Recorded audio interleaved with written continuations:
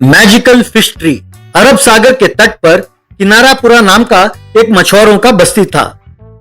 उस बस्ती में रामदास नाम का एक बूढ़ा रहता था। उसके दो बेटे थे, लिंगा दास और मंगा दास। लिंगा दास पिताजी के साथ समंदर में जाकर मछली पकड़ता था, पर मंगा दास को पानी से बहुत डर लगता था। एक दिन उसके पिताजी, बेटा, मछुआरों के परिवार में पैदा होकर मछली पकड़ने से कतराओगे तो कैसे चलेगा? वैसे पानी से इतना डरते क्यों हो? तैरना सीखोगे तो काम हो जाएगा ना बेटा। बापू, वो तो पानी ऊपर गिरने के डर से नहाता भी नहीं है, सिर्फ गीले कपड़े से अपने आप को पोंछ लेता है। चुल्लू भर पानी ही पीता है वो, इतना डर है उसे पानी से। तैरना कब सीखेगा? कहकर उसकी खिल्ली उड़ाने लगा। उसे और क्यों डरा रहे हो? बेटा, तेरे लिए एक अच्छा रिश्ता आया है। लड़की बहुत सुंदर है, पर यदि उन्हें पता चला कि तुम मछली पकड़ना नहीं जानते तो वो तुम्हें अपनी बेटी नहीं देंगे। बेटा, हमने उनसे झूठ बोला है कि तुम मछली पकड़ना खूब जानते हो। अगले महीने तुम्हारी शादी तय हुई है। अगर ये रिश्ता टूट गया तो जिंदगी में इससे अच्छा रिश्ता नहीं मिलेगा। बेटा, सोच लो। यूं कुछ दिनों बाद राधिका नाम की लड़की से उसकी शादी हो गई। एक दिन राधिका, ये क्या, आप उनके साथ मछली पकड़ने क्यों नहीं जाते हो? कल मेरे पिताजी हमसे यहाँ मिलने आ रहे हैं। वो आपको मछली पकड़कर लाते हुए देखना चाहते हैं। किसी तरह अब बड़े बड़े मछली पकड़कर ले आओ और उन्हें दिखाओ, प्लीज। यूं अगले दिन वो मछली पकड़ने चला गया। एक पेड़ के नीचे खड़ा होकर दूर दिख रहे समुद्र को देखकर, बाप रे समुद्र, हे भगवान, मेरे जिंदगी के साथ ऐसा क्यों खेल रहे हो आप? मैंने क्या पाप किया था? झूठ बोलकर शादी की, ठीक है, ये तो पाप है। अब मौत के अलावा और कोई चारा नहीं है मेरे लिए। कोई सूखा कुआं देखकर उसमें कूदकर मैं मर जाता हूँ, ऐसा उसने सोचा। तभी वो पेड़, बेटा चिंता ना करो, मौत कभी भी किसी भी समस्या का समाधान नहीं है। वो पेड़ को प्रणाम करके, मैं अपना दुखड़ा कहाँ रोऊं, समझ में नहीं आता, कृपा करके मुझे इस मुसीबत से छुड़ाइए। हे वृक्ष, जरूर छुड़ाऊंगा बेटा। वो देखो, उस तालाब से पानी लाकर मुझ पर छिड़को। उस पानी को देखकर ना डरो, मैं हूं ना। निडर होकर पानी में उतरकर पानी ले आओ। वो यूं सहमा सहमा पानी में उतरा और एक बाल्टी भर पानी भरकर वापस आया। फिर उस पेड़ पर पानी डाला, तब उस पेड़ पर बड़े बड़े मछली खिले। उसे देखकर वो हैरान हुआ। बाद में उन्हें तोड़कर टोकरी में भरकर वहां से चला गया। घर पर उसके ससुर और बाकी सदस्य उन मछलियों को देखकर हैरान हुए। शाबाश दामाद जी, तुम्हें देखकर सीना फूल गया है। अब मेरी सारी जायदाद तुम दोनों के नाम पर ही लिख दूंगा। यूं वो हर रोज जाकर सहमा सहमा तालाब में उतरकर पानी भरकर पेड़ पर डालता। फिर मछलियों के खिलते ही उन्हें तोड़कर लाने लगा। यूं उसे हर रोज मछली लाते हुए देखकर उसके भैया और भाभी को ईर्ष्या होने लगी। एक दिन वो पेड़ को पानी डाल रहा था। बेटा, तुम्हारा पानी का डर दूर करने के लिए ही मैंने ऐसा किया था। अब तुम्हें कैसा लग रहा है? धन्यवाद वृक्षदेव, अब मुझे पानी से डर नहीं लगता। अब मैंने फैसला किया है कि मैं भी सबकी तरह मेहनत करके ही मछली पकड़कर जीवन व्यतीत करूंगा। अब से आपको मुझे मछली देने की जरूरत नहीं है वृक्ष राजा। मेरी सहायता करने के लिए धन्यवाद कहकर प्रणाम किया। उस रात को अपनी पत्नी से ये सब कुछ बता रहा था कि भैया और भाभी छिपकर सुन रहे थे। अच्छा, तो ये बात है, तो ये है वो राज। अरे, मैं तो मछली देखकर हैरान हो गई थी कि कैसे पकड़ रहा है। अब समझी। मुझे भी किसी तरह उस पेड़ को बहकाकर मछली लाने होंगे। यूं हर रोज समुद्र में जाने का झंझट नहीं होगा, ऐसा उसने सोचा। बाद में वो उस पेड़ के पास जाकर, वृक्षराज, मैं जान गया हूं कि तुम जादुई वृक्ष हो। बहुत कोशिश करने पर भी एक मछली भी हाथ नहीं लग रही है। मेरा परिवार भूख से तड़प रहा है। कृपा करके मुझे भी मछली दो ना। जरूर बेटा, वो देखो, वो पानी लाकर मुझ पर डालो, तब तुम्हारी इच्छा पूरी होगी।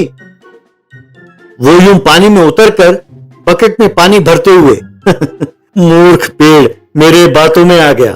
अब से हर रोज आकर मछली तोड़कर बेचना ही अपना काम है, तब मैं माला माल हो जाऊंगा। अब उस बेकार समंदर में जाने की जरूरत नहीं पड़ेगी, ऐसा उसने सोचा। फिर पानी लाकर पेड़ को डाला।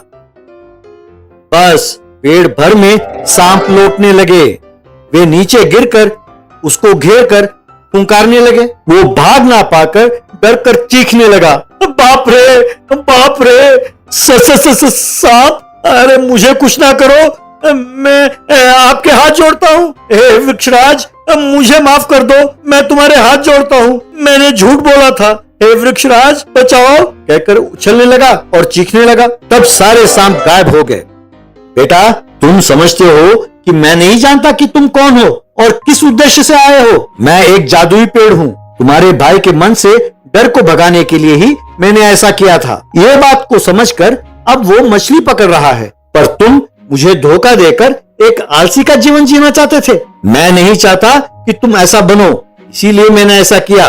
कभी भी आसान तरीके से पैसे कमाने की बात ना सोचना बेटा, वो खतरनाक है। वो अपनी गलती जानकर पेड़ को प्रणाम करके वहां से चला गया। Camel house red. एक शहर में hot sweater sales and exports company नाम का एक कंपनी था।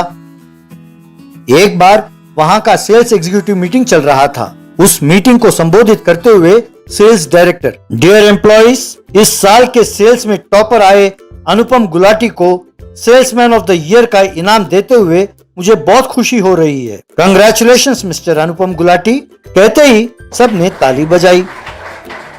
बाद में मिश्रा नाम का एक व्यक्ति सेल्स डायरेक्टर से मिला। सर, उससे ज्यादा स्वेटर मैंने बेचा है, पर चूंकि वो आपका रिश्तेदार है और आप ही के गांव का है, आपने उसे इनाम दिया। मैं चुप नहीं रहने वाला, मैं तुरंत जाकर सीईओ से शिकायत करूंगा। अरे तुम जल्दी तैश में आ जाते हो यार, जरा शांत हो जाओ और कोई मूर्खता ना कर बैठना। तुम चाहो तो मैं तुम्हें प्रमोशन देकर रायगढ़ भेजता हूँ। वहाँ तुम सेल्स बढ़ाकर दिखाओगे तो अगले साल अवार्ड तुम्हें ही देंगे। ये बात सुनकर मिश्रा बहुत खुश हुआ। आप वाकई बहुत अच्छे हैं सर, आप मुझ पर इतने मेहरबान हैं। यूं वो ट्रेन आकर रायगढ़ स्टेशन पर रुकी।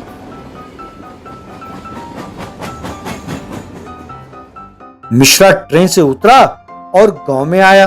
वहां देखा तो बस मरुस्थल ही मरुस्थल था। जहां देखो रेत के टीले थे, एक भी घर नहीं था। तब वहां एक आदमी, सर मेरा नाम चैटर्जी है, आप कौन हैं और यहाँ क्यों आए हैं सर? आपको किससे मिलना है? I am senior sales manager at hot sweater limited. अरे तुम अंग्रेजी नहीं जानते ना, मैं स्वेटर बेचने आया हूँ।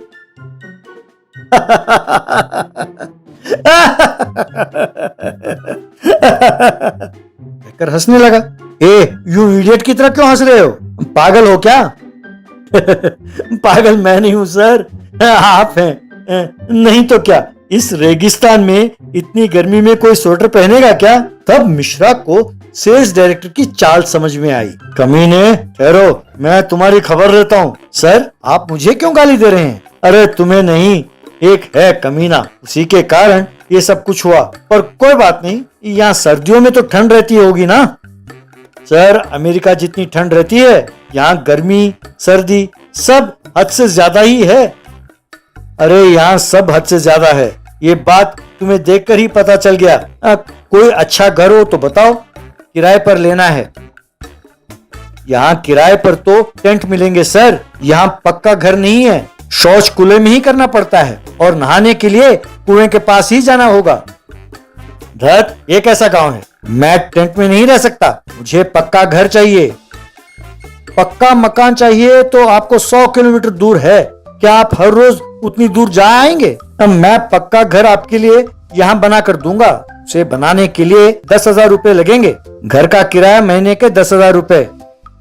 मिश्रा मान गया, उसने पैसे दिए। अगले दिन चैटर्जी एक ऊंट की गाड़ी पर एक घर को लेकर आया। मिश्रा उस घर को हैरान होकर देखने लगा। उस घर को एक जगह उतारा। मिश्रा उस घर में रहने लगा। एक दिन कुएं से पानी भरने वाले लोगों को देखकर, अरे कैसे लोग हैं आप, शौच और गुसल खाने के बिना आप कैसे रहते हैं? छी छी छी, उस कुएं का पानी पीने से तो जानते हो कितनी बीमारियां होंगी आपको। देखो, आप भी मेरी तरह मिनरल वाटर का बोतल रखा करो, समझे? Go you cheap villagers. अगले दिन बड़ी जोर से आंधी आई। हवा में सारे टेंट उखड़कर यहाँ वहां जाकर गिरे। मिश्रा का घर रेतों से भरा एक टीला बन गया।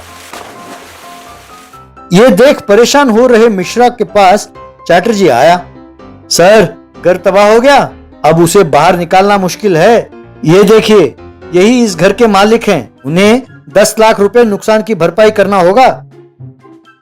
क्यों रे, जब से आए हो तुम्हारी नौटंकी देखते आ रहे हैं हम लोग। तुम समझते हो कि हमारे पास पैसे नहीं है? अरे हम चाहें तो तुम्हारे पूरे परिवार को हम खरीद सकते हैं। तुम समझते हो कि पैसे ना होने के कारण हमने घर नहीं बनवाया है? यहाँ अमीर और गरीब सब आंधी से डरकर टेंट में ही रहते हैं। ये जाने बिना ही तुम जैसे बहुत सारे लोग आकर बर्बाद होकर चले गए हैं। वो देखो, उन रेत के ढेरों के नीचे ऐसे बहुत सारे घर दबे हुए हैं। ये सुनकर मिश्रा गश खाकर गिर गया।